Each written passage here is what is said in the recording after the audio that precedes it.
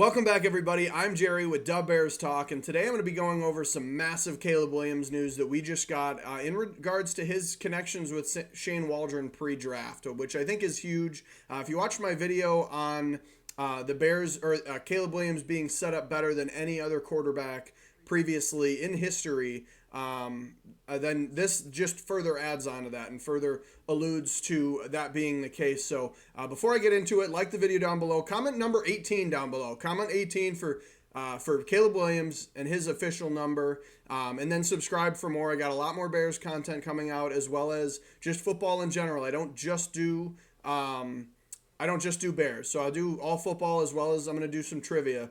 Some football trivia coming up here with it getting into more of a lull in the season, waiting for training camp and OTAs and whatnot. So let's get right into it. So basically, Shane Waldron works for a company called Quarterback Collective that I guess just works with all sorts of different quarterbacks. And Caleb Williams happened to work with that company. I guess it was shortly after the 2023 season. It seems like it was well before the combine and that whole situation. So there is a chance that Shane Waldron met with Caleb Williams at that point and probably had some intel on him from there. But then it turns out that the Bears were 100% convinced that Caleb Williams was the guy shortly after the combine.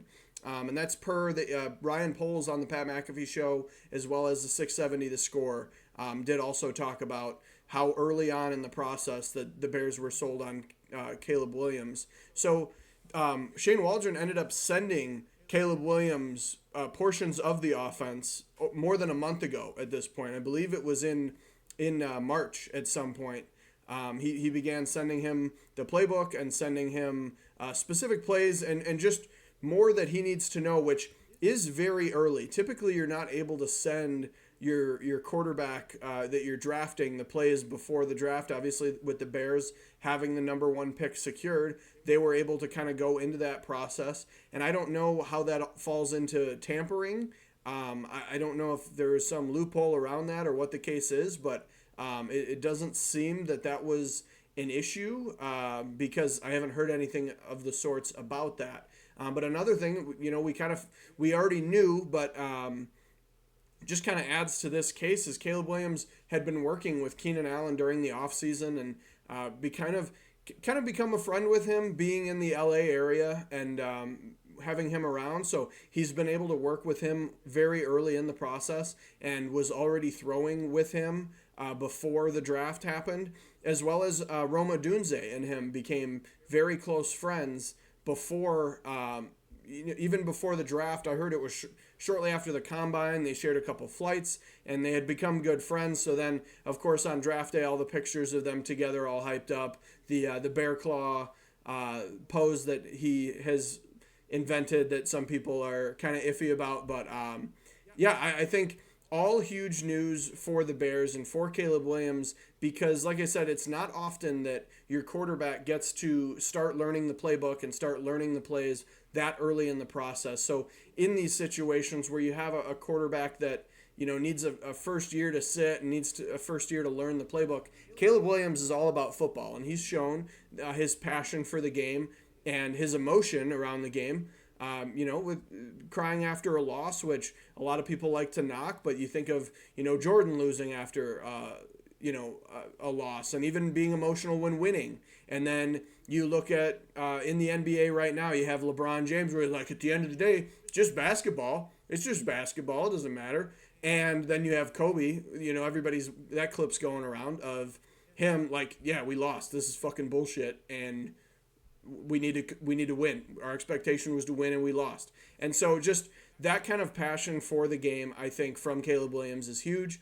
And I think it's something to look forward to as a Bears fan moving forward into this next season here, especially with, like I said, how early he's been able to get acclimated with the players and learn the playbook. He's going to be doing that sooner than most other rookies are able to. Even C.J. Stroud last year, who had a monster rookie year, one of the best of all time. I think this sets us up in a good spot for Caleb Williams. And I keep thinking in the back of my head, because I look and, we have our all-time or season record holder, Eric Kramer, who passed for like 3,600 yards. And I believe Caleb's line right now for passing yards this season is plus or minus 3614, which I think it was like 3680 something for Eric Kramer back in the 90s when he got the season record for the Bears. But just to think that Caleb Williams could break the season passing record for the Bears in his rookie year, which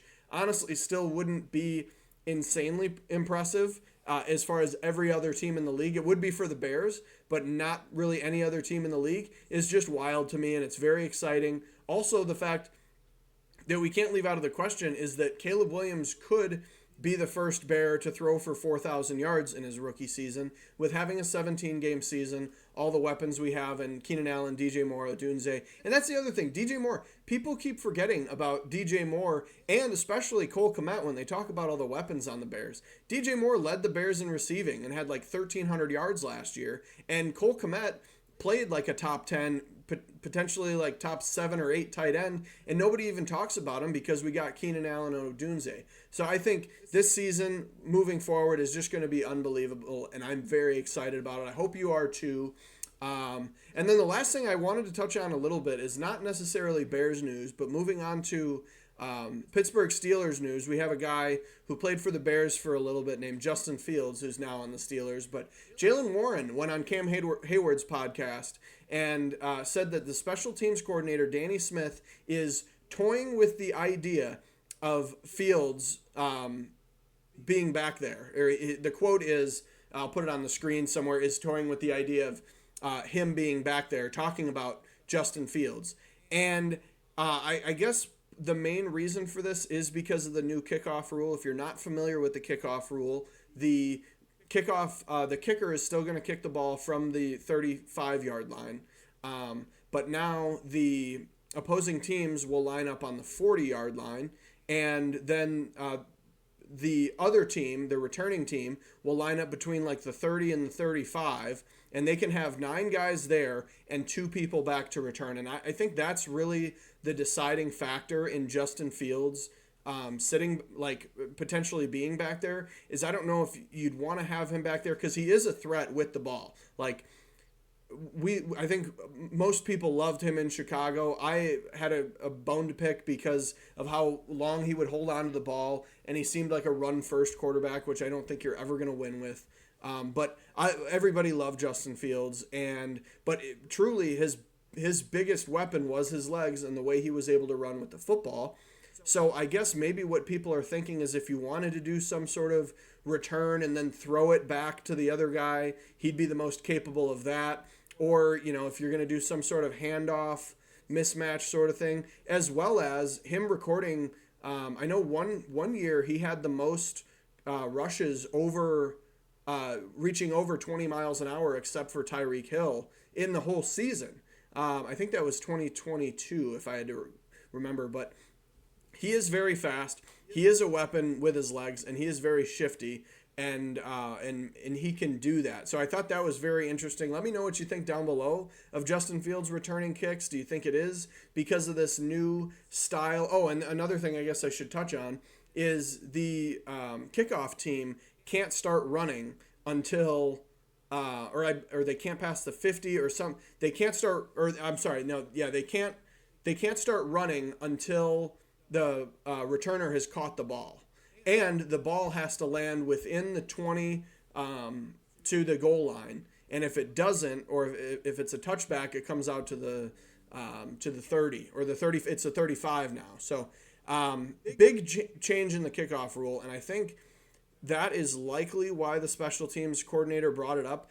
They don't really give context when they give a quote like that, so it also could just be because, oh yeah, he's an athletic weapon and he would be good. He's good in open space. What is a kickoff return? Open space, especially if he's not going to be the starting quarterback. You would hope, I guess, for the Steelers that Russell Wilson is just a bridge quarterback and Fields is going to do it. But the Steelers also didn't pick up his 5th-year option, which was interesting to me. You would think you'd want to get 2 years, especially if you're assuming Russ is going to start this year.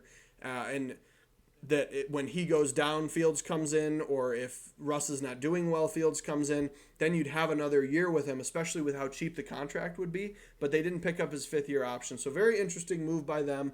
But again, let me know what you think of Justin Fields returning kicks down below. I thought that was crazy. Or let me know how excited you are for Caleb Williams and the Bears. But that's it for today. Thank you for watching, and bear down.